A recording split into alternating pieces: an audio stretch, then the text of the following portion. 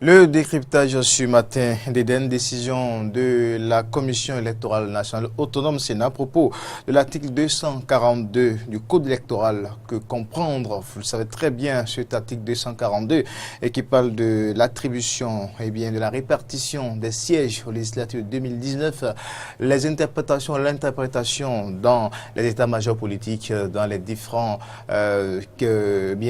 secteurs diffèrent, les interprétations, beaucoup de polémiques autour. Comment ça va se passer? La Sénat a tranché et a défini clairement les modalités d'application de cet article 242 du Code électoral. La décision a été donc prise et puis ce mardi, lors d'une séance avec les représentants, les responsables du parti politique, le président de la Sénat, Emmanuel Tiando, l'a expliqué. La Sénat n'interprète pas le Code, mais la Sénat applique le Code et c'est désormais clair. Pour en parler, pour comprendre quelles seront les implications de cette décision de la Sénat et comment les partis politiques vont pouvoir interpréter également, qu'est-ce qui pourrait se passer.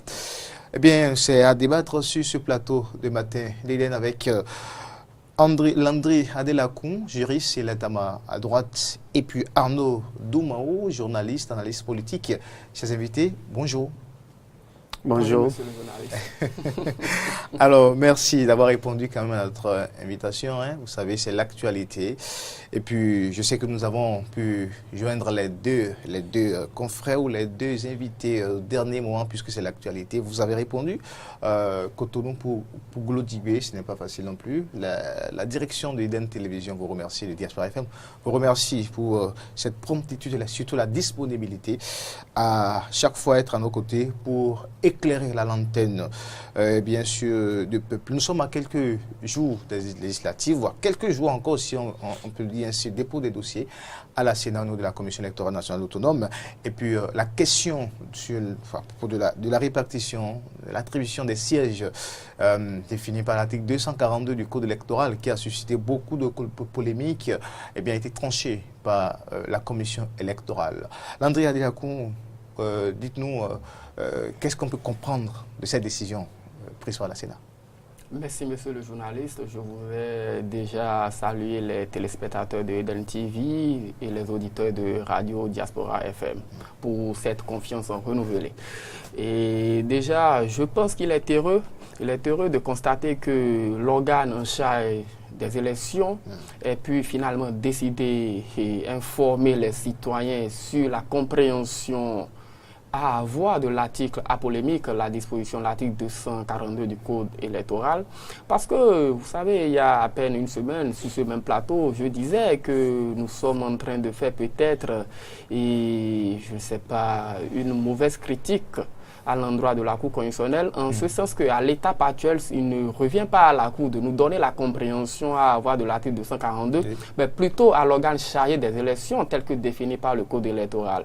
Et donc, il faut comprendre que déjà, dans le Code électoral, à l'article 16 et 5e tiret, et il est de l'obligation de la Sénat d'informer les citoyens sur le contenu du Code électoral. Et donc, l'information des citoyens sur le contenu du Code électoral amène à expliquer la compréhension à avoir au niveau de chaque disposition, ou tout au moins au niveau des dispositions qui seront peut-être sujettes à polémique. Et donc aujourd'hui, vous comprenez que moi, je suis simplement heureux. C'est vrai qu'on pourra revenir peut-être après pour voir si c'est bon.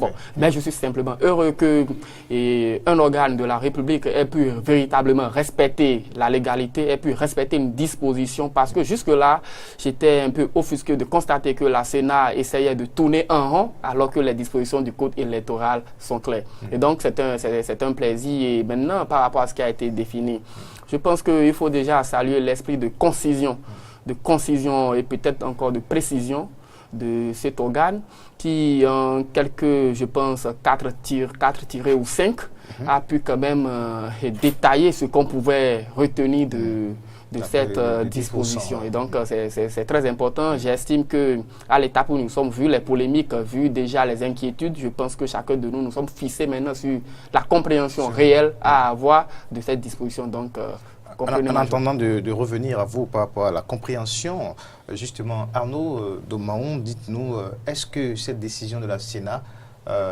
selon vous, suffit maintenant pour faire taire les polémiques? Je ne dirais pas que cette décision de la Sénat suffirait à faire taire la polémique, parce que vous savez que il y a certains juristes qui ont saisi la Cour constitutionnelle par rapport notamment à l'interprétation qu'on pourrait avoir de l'article 242 de la loi 2018-31 portant code électoral en République du Bénin. Et il faut dire que c'est avec la Cour d'Agbenu notamment que désormais on peut avoir les recours d'interprétation. Vous vous souvenez que après il y a eu cette décision de la Cour Olo par rapport à la question de l'âge, où on parlait de 40 ans égal à... Et un citoyen avait saisi la Cour sur l'interprétation. Donc on pourrait avoir... Et dès lors, cette jurisprudence créée par la Cour d'Agbenu permet désormais de pouvoir former des recours d'interprétation, ce qu'on n'avait pas dans la jurisprudence jusqu'à l'arrivée à l'installation de la Cour d'Agbenu, et qu'on n'avait pas au niveau de la Constitution, on n'avait pas prévu des recours d'interprétation. Donc, aujourd'hui, certains citoyens ont saisi la Cour constitutionnelle par rapport à l'interprétation qu'on peut avoir de l'article 242, parce que estimant que cet article-là pourrait amener la Cour à faire de certains des députés par rapport notamment au brouillard qui entourait l'article 242 du Code électoral. Non, je dis que c'est vrai que la Sénat, comme le disait le confrère tantôt, la Sénat, institution chargée quand même au regard de l'article 16 du Code électoral de donner les résultats provisoires, doit pouvoir dire quand même aux acteurs, mais voilà comment je calcule quand même pour quand même donner les grandes tendances en termes de résultats provisoires, parce que la Sénat ne proclame pas les résultats définitifs pour ce qui concerne les législatives, mais quand même, toujours est-il que la Sénat sera appelée à nous donner les grandes tendances, donc des résultats provisoires par rapport aux élections législatives. Ils ont promis de le faire en 48 heures. Et par rapport à ça, ils vont appliquer quelles règles pour donner ces résultats-là. Donc, de ce point de vue-là, la Sénat avait l'obligation de dire aux acteurs, vous ne comprenez pas, mais de toute façon, de cet article-là, voilà ce que moi j'entends faire, voilà comment j'entends l'appliquer pour proclamer les résultats provisoires. Dès lors que les acteurs sont tous, en tout cas, comprennent déjà la position de l'institution chargée de l'organisation des élections au regard du Code électoral et chargée de la proclamation des résultats provisoires, dit voilà comment je vais appliquer cet article-là. Je crois qu'on doit pouvoir d'abord s'en tenir à cela et estimant que, étant donné qu'au regard de la loi, la Sénat est une institution autonome vis-à-vis des autres institutions, mais si jamais une décision de la Cour constitutionnelle venait, comme il y a des recours, si une décision de la Cour constitutionnelle venait à dire mais non, cette manière-là n'est pas la manière la plus adaptée, je crois que la Sénat va, comme toute autre institution, se soumettre à la décision de la juridiction. Donc, alors, Landry, dites-nous, qu'est-ce qu'on peut véritablement comprendre puisqu'on est parti de 10%, on parle de 4 partis inférieurs, si tel parti a 10% inférieur. Alors, vous, en tant que juriste, dites-nous aujourd'hui, quelle compréhension d'abord on peut avoir de cet article 242 et maintenant ce que la Sénat a fait pour qu'on ait une idée claire? Merci, monsieur le journaliste. Vous voyez, je suis également heureux sur cette question parce qu'il n'y a pas longtemps, j'ai fait une analyse qui a été suffisamment relayée. Vous comprenez quelle serait peut-être homogène si l'interprétation qu'a faite la Sénat aujourd'hui ne rencontrait pas la mienne. Et donc, je suis heureux que les deux interprétations se soient croisées, se soient rencontrées. Bon, vous savez, c'était pas gagné d'avance, c'était pas gagné d'avance. Et donc, aujourd'hui, la Sénat a juste rappelé, c'est pour cela qu'il dit l'esprit de concision. Peut-être que j'ai été long parce que c'est une analyse de 4 pages. L'esprit de concision de la Sénat. Aujourd'hui, on a ramené le principe, on nous a dit 10%. Quand nous avons 4 listes, ou 4 ou égales à 4, vous voyez, qui ont pu obtenir chacune des listes 10%. Donc, on applique les 10%. C'est ce que la Sénat a dit. Je pense que c'est le premier tiré. Le second tiré, c'est que la Sénat a dit que on prend les 4 listes, qui ont pu obtenir de grands suffrages. Vous voyez, quand on fait le calcul, ça un premier, deuxième jusqu'au 4e, quoi, vous voyez un peu. Donc, on prend les 4 listes. Quand ceux qui, je ne sais pas, ceux qui ont été aux élections et autres là, n'ont pas pu obtenir, vous voyez, 10%. Quand ça dit, vous savez, les 4, ceux qui ont obtenu 10%, sont inférieurs à 4. Oui. Donc, quand on a moins de 4 listes qui aient pu obtenir 10%, supposons que c'est 2 ou 3. Donc, la Sénat a dit que dans l'ordre d'arrivée, nous prenons 4. Pourquoi les juristes pour se faire quand même éclairer sur cette question-là? Ce n'est pas interdit. Mais encore on organise des séminaires. Avant le vote des lois, on organise des séminaires, À quoi ont servi tous ces séminaires-là?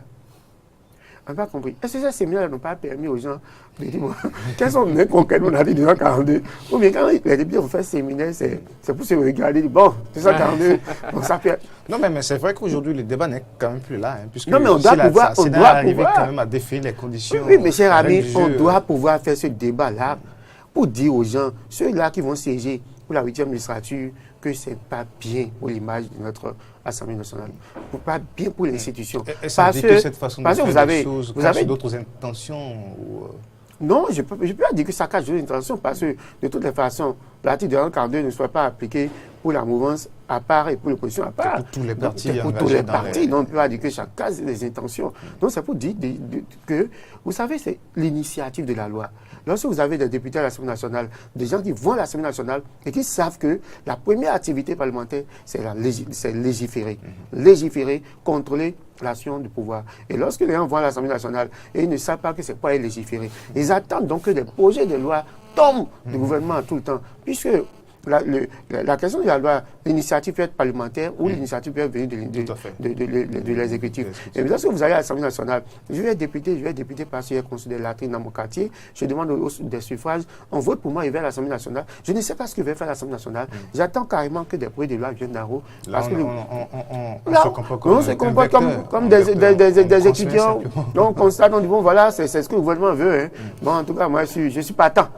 Parce que je suis dans la mouvance présidentielle, ou je suis contre carrément parce que je suis dans l'opposition. Je ne cherche même pas à voir, à comprendre ce que la loi propose. Donc, vous voyez, c'est que ça qu'on doit pouvoir dénoncer aujourd'hui. Si les choses ne sont pas faites de cette façon-là, nous ne serons pas là aujourd'hui à tergiverser sur l'article 142. Et quand on parle de l'élection en matière de démocratie, c'est très important pour qu'on puisse prendre une loi qui soit confuse, qu'un article soit si confus au point où même des parlementaires d'un certain niveau, en tout cas ceux-là quand même, qui on peut voter cette loi, n'arrive pas à l'expliquer totalement. Mais moi j'étais à la Sénat hier. J'étais à la Sénat hier. Quand j'ai entendu, je ne vais pas citer comme ça, mais quand j'ai entendu des représentants des partis, il dit, mais non, mais le président de la Sénat vous a entendu, hein, mais franchement, ce n'est pas encore clair. Donnez-nous le document, nous irons lire et nous allons revenir vous voir si possible. Mais qu'est-ce qui peut se passer alors dans ce cas quand il y aura encore des contestations et assez... bon, c'est vrai que ce n'est pas ça pour le moment, on assiste pas à cela pour le moment, mais on ne sait pas comment ça va évoluer les jours à venir, si l'interprétation ou les modalités définies par la Sénat devraient être encore source de polémique.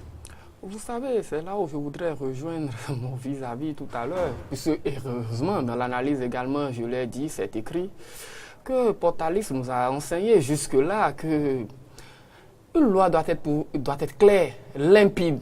Et donc, on ne doit pas chercher à vouloir interpréter, encore que, comme on le dit, ce qui est clair n'est plus à interpréter. Quand la loi est claire, elle n'est plus sujette à interprétation. Et donc, une loi doit pouvoir être claire. Et même Hugo nous enseignait déjà qu'en légiférant, le législateur ne doit pas perdre de vue ce que le juge pourrait en faire à l'application de la loi, à l'interprétation de la loi. Vous voyez. Parce que lorsque le législateur met des brèches ou met de l'ombre, le juge, lui, bon, vous savez, le droit est d'abord interprétatif. Hein. Et donc, lui, il profite de son pouvoir d'interprétation et l'interprète à sa manière. Quand même le législateur était dans une autre logique. Est-ce que vous voyez? Donc, quand il a condamné la démarche des parlementaires, je l'ai également condamné, je pense ici, vous ne pouvez pas légiférer et aller demander à quelqu'un à qui vous avez remis quand vous avez fini comment est-ce qu'il va appliquer. Si vous avez mis quelque chose dans un document, c'est que vous savez ce que vous avez mis. Vous ne pouvez pas composer et aller demander à l'enseignant quelle compréhension avoir. Alors, vous avez fait de la tricherie ou quoi? Vous avez recopié votre voisin. C'est ce que ça doit être. Si vous n'avez pas recopié votre voisin, que cela est venu de vous-même, vous savez pourquoi est-ce que vous l'avez mis. Et donc, vous voyez, c'est un peu ça. Et aujourd'hui, quand la Sénat, l'inquiétude, en fait, c'est à ce niveau. La Sénat a déjà donné l'interprétation, en tout cas, même si elle dit que ce n'est pas une interprétation, il faut rappeler. C'est pour cela qu'elle a dit que certains jurys ont saisi la Cour constitutionnelle sur les questions d'interprétation. J'ai lu des choses également. Il faut rappeler que même si la Sénat avance comme argument qu'elle n'est pas compétente à interpréter une disposition ou autre. Je pense que c'est peut-être dans un sens strict que la Sénat le dit. Sinon, en réalité, en faisant ce que la Sénat a fait, on appelle ça interprétation. La décision que la Sénat a sortie, datant du 8 février, bien sûr, puisque c'est hier nous avons eu connaissance de cette décision, on appelle ça interprétation. Vous ne pouvez pas, si vous dites que vous n'avez pas le pouvoir d'interpréter, alors que vous devez appliquer une règle à quelqu'un, sur quelle base vous appliquez? C'est parce que vous avez lu et vous avez compris cela à votre façon. C'est cela qui vous a amené à appliquer. Donc vous avez une interprétation. C'est ça qui vous a permis d'appliquer à quelqu'un. Donc ce que la Sénat a fait, c'est une interprétation de la loi. Qu'on ne tourne pas autour. Ce n'est pas un problème de français, c'est une interprétation de la loi. Et mieux, quand on prend les organes, au sens lato sensu, on vous dira que l'interprétation d'une norme, l'interprétation de la loi appartient d'abord aux institutions de l'État, aux sociétés et autres, à vous et moi, avant de remonter au juge. Parce que quoi, quand vous prenez par exemple une note, quand vous sortez une note de service que vous voulez appliquer, mais c'est suite à une compréhension que vous l'appliquez à votre personnel et autres. Donc l'interprétation a commencé par là. Maintenant, quand le personnel n'est pas d'accord, on mélange maintenant les procédures administratives jusqu'à se retrouver devant le juge administratif maintenant pour comprendre est-ce qu'on peut appliquer telle disposition de telle façon. D'où le pouvoir d'interprétation du juge. Mais avant le juge, quelqu'un avait déjà appliqué, avait déjà interprété et appliqué, peut-être mal ou bien.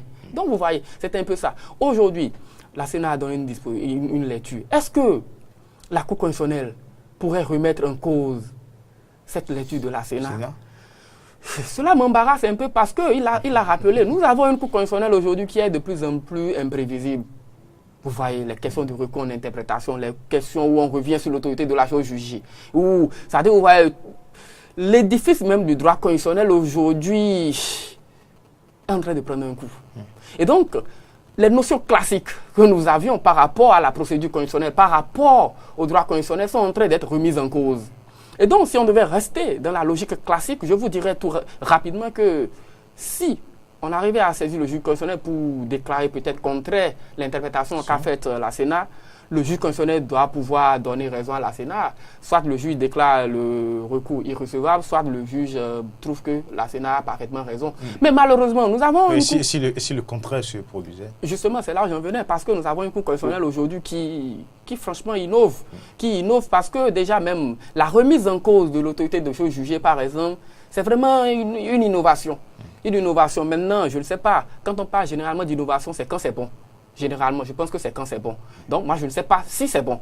On aura le temps de constater si cette innovation qui consiste à permettre aux citoyens d'attaquer une décision qui est quand même frappée de l'autorité de choses jugées est bien.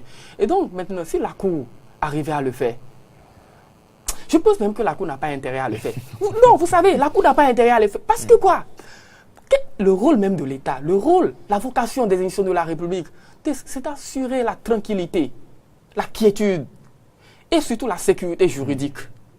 Quand déjà, avec la polémique que nous avons connue, où chacun de nous avions interprété comme nous l'avons compris, la disposition, et que la Sénat vient donner une lecture, et que quelques jours après, parce que la Cour serait saisie, la Cour vient remettre en cause ce que... porte ouverte à beaucoup d'autres choses. Ah là, c'est la pagaille. Donc ce serait la pagaille. Ce serait de la pagaille. C'est pour cela que je vous dis, la Cour constitutionnelle n'a même pas intérêt à vouloir remettre en cause. Si la Cour le faisait, mais non, parce que vous savez, le droit, il faut faire attention. Il faut faire attention. On peut pas estimer encore que la Cour, quel est même le rôle de la Cour à ce niveau pour remettre en cause quelque chose? La Sénat a déjà donné sa compréhension. Le Code électoral a dit que la Sénat informe sur le contenu. Et donc la Cour, elle attend les élections, quand elle aura les grandes tendances pour pouvoir maintenant proclamer les élections provisoires, attendre maintenant le contentieux et maintenant valider pour donner les résultats définitifs et autres. Et donc je peux vous dire qu'en toute logique, la Cour constitutionnelle que nous avons, je le pense bien, la Cour elle est quand même sérieuse, hein. Ou bien, la Cour constitutionnelle est sérieuse, elle n'a pas rendu une décision pareille. Donc je peux rassurer nos compatriotes que la Cour n'osera pas remettre en cause l'interprétation que nous avons. Le mieux maintenant à faire, c'est que les chapelles politiques puissent quand même sensibiliser sur l'interprétation qu'a donnée la Sénat. Mais vouloir remettre en cause, non, ce serait de la pagaille. Et les institutions de la République ne sont pas là pour faire de la pagaille, c'est pour organiser l'État. Donc la Cour constitutionnelle ne fera pas ça. Et puisque le jeu est connu, les règles du jeu sont clairement définies maintenant par la Sénat, c'est pas mieux pour les partis politiques de faire le travail à la base pour l'obtention des 10% et autres? Oui, tout à fait, parce que vous savez que c'est vrai qu'au-delà de tout, lorsque vous lisez la décision de la Sénat, vous comprenez de toute façon mieux que ce qui a été mis au niveau de la loi. Vous voyez, c'est que la Sénat, qu'on appelle, a essayé de rendre un peu plus fluide la compréhension qu'on pourrait avoir de l'article 242 par rapport à ce que les députés ont mis au niveau de la loi. Parce que vous lisez clairement, vous comprenez, quand vous avez les 10% de suffrage, les partis qui obtiennent un certain nombre, c'est à ce niveau qu'ils sont éligibles. Mais lorsqu'on n'avait pas un certain nombre de partis qui obtiennent les 10% de suffrage, là maintenant d'autres calculs vont intervenir. Si aucun parti n'obtient les 10% de suffrage, par exemple, ça veut dire que tous les partis vont pouvoir se soumettre à la règle de quotient électoral que nous avons l'habitude d'obtenir. Donc, je dis que l'adhésion de la Sénat, qu'on le veuille ou non, est plus accessible en termes de compréhension que ce que nous lisons au niveau de la loi. Et la Cour constitutionnelle est habilitée à connaître du contentieux électoral et déjà a commencé parce que vous savez que la Cour a connu son premier contentieux électoral, notamment par rapport à la question de la convocation du corps électoral. Certains avaient demandé à la Cour de rejeter et de reporter les élections parce qu'il y avait question de délai. La Cour a dit non. Donc la Cour a déjà connu son premier contentieux électoral. Donc nous allons, et la Cour a habilité à le faire. Parce que la Cour a habilité également à dire de la légalité du scrutin, à connaître la légalité du scrutin. Donc il dit que c'est vrai, certains ont saisi également la Cour par rapport à la 242. Si la décision intervenait, c'est vrai, comme il a dit, la Cour n'a pas intérêt aujourd'hui à venir compliquer encore davantage. Alors qu'aujourd'hui, nous avons mieux compris par rapport déjà à ce que la Sénat a sorti comme décision. Donc, en principe, il faut avancer. Mais si jamais, vous imaginez, si déjà, aujourd'hui, on a un début de compréhension, et que demain, la Cour venait remettre tout ça en cause, nous allons encore repartir à l'école. Et nous allons étudier, on va faire une thèse sur la 242. Mais l'autre chose qu'il faut souligner également, ce qui n'est pas que l'interprétation ou les modalités d'application de l'article 242, il y a la question du quitus fiscal, la conformité des partis politiques par rapport à la charte et tout, c'est des pièces qui retardent aussi les chapelles politiques quant à ce qui est de l'opération de dépôt des dossiers. Nous avons suivi certains responsables de partis politiques avec l'aide de Sabin Chaudaton, si on peut revoir cet extrait de ces responsables qui se sont exprimés face au président de la Sénat. Et on a suivi également la sortie des forces Coripon Bénin émergents ce mardi à Cotonou au siège de leur parti. Si tout va bien, on peut revenir sur cet élément. L'UDBN a assisté effectivement à cette réunion. Nous remercions la Sénat qui s'échine vraiment pour une élection transparente. Mais il va falloir que nous acceptons la compétition dans notre pays. Parce que jusqu'à ce jour, où nous sommes à 9 jours du dépôt des listes, parce qu'on doit déposer les listes à partir du 21 prochain, le ministère de l'Intérieur n'a pas encore joué sa partition. L'UDBN est entièrement à jour. L'UDBN a déposé son dossier depuis le 31 octobre 2018. Et le ministère de l'Intérieur tergiverse. Le ministère de l'Intérieur n'a pas encore délivré ce certificat de conformité. Nous avons constaté que la Sénat a pu faire une lecture pour sa compréhension de l'article 242. Et cette lecture, elle n'est pas celle que nous autres nous avons de cet article 242. Nous avons également soulevé à la Sénat qu'elle vient d'introduire une nouvelle pièce sur proposition ou sur décision de la Cour constitutionnelle, alors que les articles 44 et 46 du Code électoral ont bien précisé les pièces que les listes en compétition doivent fournir pour prendre part aux élections du 28 avril 2019. J'avoue que ces préoccupations, nous les comprenons. Mais certaines ne peuvent pas être réglées à notre niveau. Le certificat de non-conformité qui n'est pas délivré, C'est le ministère de l'Intérieur qui s'occupe de ces questions-là. Et nous avons saisi le ministère de l'Intérieur pour qu'il nous délivre, pour qu'il nous fasse la liste des partis politiques qui ont été enregistrés régulièrement. Jusqu'à présent, nous n'avons pas obtenu de réponse. Ce que nous pouvons vous dire, c'est que nous allons continuer, bien que cela ne relève pas de notre compétence. Nous allons nous rapprocher du ministère de l'Intérieur pour lui dire qu'il y a ce problème qui se pose à ce niveau-là, au niveau des partis politiques. Mais ce n'est qu'une action vraiment de bénévolat. La question du quitus fiscal, là encore, ça ne relève pas de la compétence de la Sénat. Mais c'est encore vous qui pouvez vous organiser pour obtenir ce que vous voulez en tant que parti politique. Chers invités, vous avez suivi les réactions de ces représentants des partis politiques, l'honorable Claudine Prudencio de l'IDBN et puis un représentant de l'USL qui ont leur interprétation vers la des conditions définies par la Sénat par propos de l'article 242. La question du quitus fiscal est revenue et puis la question du certificat de conformité par rapport à l'achat des partis politiques est également revenue. Alors, on est quand même à quelques jours, dépôt des dossiers à la Sénat, le 23-26, et puis déjà encore jusqu'au 13, on continue de parler de pièces non encore délivrées. Comment on peut expliquer est-ce une lenteur administrative? Est-ce que pour des questions aussi sensibles qui touchent des élections, est-ce qu'il faut, je ne dirais pas qu'on traîne, mais c'est comme si on traîne sur certains détails importants. Landry. Vous savez, ce que nous avons suivi maintenant n'est rien d'autre que la conséquence de la précipitation, de l'impréparation, de l'improvisation. Quand vous vous permettez de toucher à une loi électorale à environ 1 an des élections, mais vous devez pouvoir avoir la capacité d'éviter ces couacs que nous sommes en train d'observer. Parce que vous allez voir, on a touché à la loi électorale, on a touché à l'achat des partis politiques, on a donné un délai aux gens, on a dit de faire ci, certificat de ci, de ça. Mais tout cela se passe dans un délai. Et donc, puisque la loi a donné des délais, puisque l'élection c'est dans quelques jours, puisque la loi vient d'être revue il y a à peine 9 mois ou bien 1 an et qu'on sort, donc il est difficile, peut-être pour les entités administratives et autres, pour le ministère, la Sénat et puis la direction de tout là, du Trésor et autres, de délivrer les papiers qu'il faut.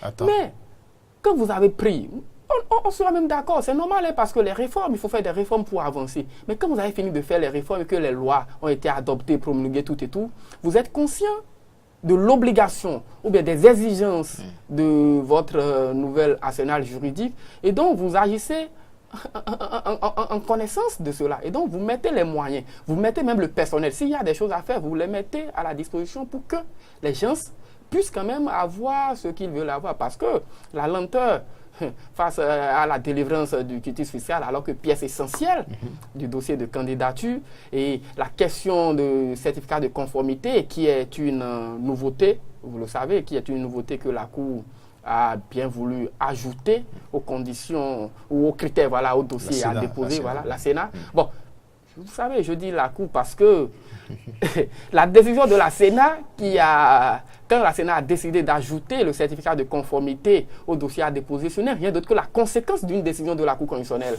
Est-ce que vous voyez? C'est la Cour constitutionnelle qui a apprécié un fait parce que saisi la requête dont parlait mon vis-à-vis tout à l'heure. Donc, la Cour a estimé que c'est dans un délai, vous devez pouvoir vous conformer et que tout le monde peut ne pas se conformer dans le délai avant d'aller déposer, mais à respecter juste le délai de 17 mars, je pense, quand vous êtes sûr que vous ne voulez pas aller aux élections. Maintenant, pour faire le tri, il faudrait que ceux qui veulent aller aux élections puissent quand même avoir un papier qui atteste qu'ils sont réguliers vis-à-vis de l'achat des partis politiques. Et donc, de cette conséquence, la Sénat n'avait pas autre choix que d'ajouter cela quand même aux pièces à fournir. C'était un peu ça même. Quand même un parti qui a quand même déposé ces pièces-là par rapport à la conformité, qui s'est conformé à l'achat des partis politiques depuis octobre et que nous sommes en février, il n'a pas encore eu cette pièce. Vous avez suivi tout à l'heure, l'honorable Claudine Prudencio en parler. Oui, tout à fait. Je ne sais pas si l'UDBN, en tout cas, nouvelle version, a constitué les pièces en octobre. En tout cas, ça me paraît un peu... Je ne sais pas si c'est une question d'erreur de date. Mais je ne sais pas si c'est en octobre véritablement. Mais toujours est-il qu'en principe... Oui, parce que nous savons que le congrès de ce parti-là, pour se conformer à la nouvelle charte des partis politiques, a été fait le 21 octobre, si j'ai bonne mémoire. 21 octobre. Voilà. Puis, on a entendu quand même la responsable du parti.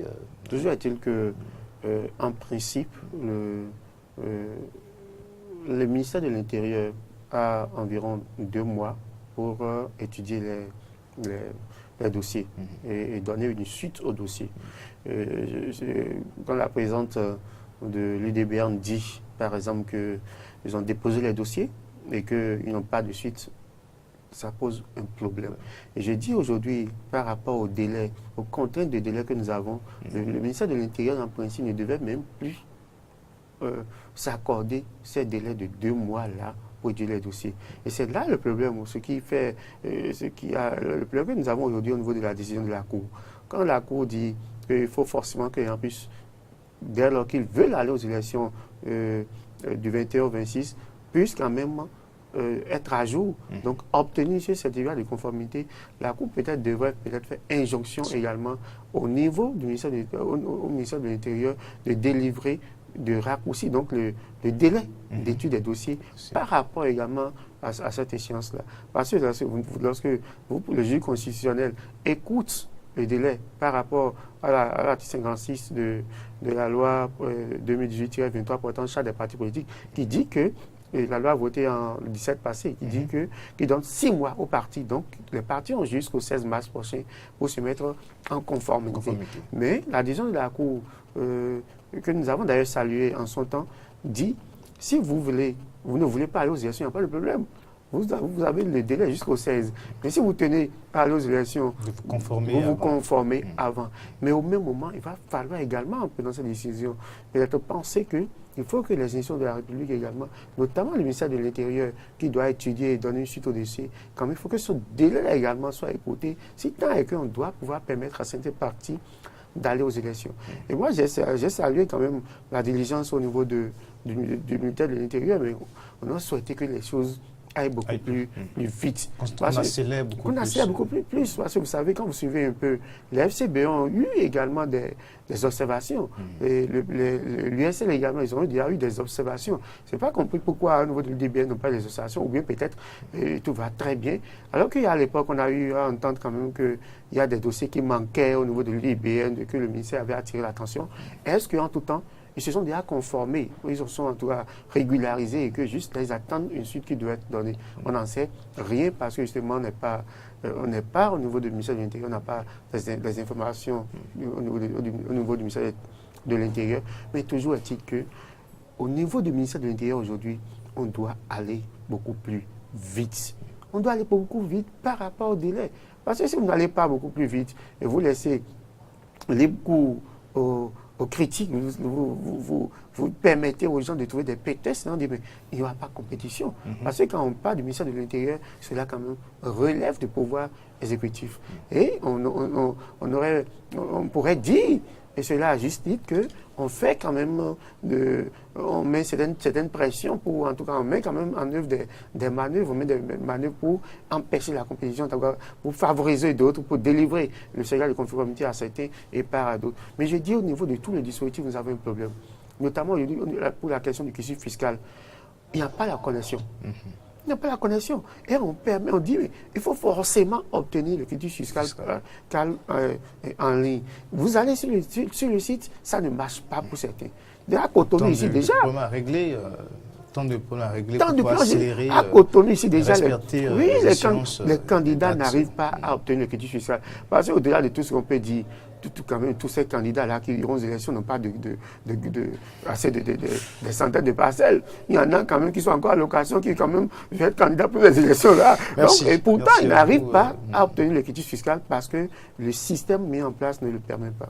Merci à vous, Arnaud Domarou. Vous êtes journaliste, analyste politique. Et merci également à vous, Landry Adelakoum. Vous êtes tous habitués à ce plateau de décryptage matin d'Éden. On parlait de l'article 242, la décision prise par la Sénat pour Landry Adelakoum, c'est une décision précise, concise pour l'application des 10% en matière de code électoral. Pour Arnaud Domarou, c'est précis, mais ça laisse encore quelques couacs qui pourront peut-être être sujets encore polémiques. De toute façon, la Cour pourrait bel et bien être amenée aussi à réagir. Mais dans ce cas, qu'est-ce qui pourrait se passer? Oui, de toute façon, tous les organes, toutes les institutions impliquées dans les élections au Bénin doivent savoir jouer leur rôle, comme d'habitude, pour qu'on ait des élections crédibles et des élections apaisées. Et c'est sûr, c'est l'objectif de tout un chacun, et pour que les opérations se déroulent normalement et qu'au soir du 28 avril, les grandes tendances soient connues et qu'il n'y ait peut-être pas autre chose à gérer. C'est bien le souhait de toutes et de tous. Mesdames, Messieurs, c'est tout pour le décryptage ce 13 février 2019 sur Matin d'Éden.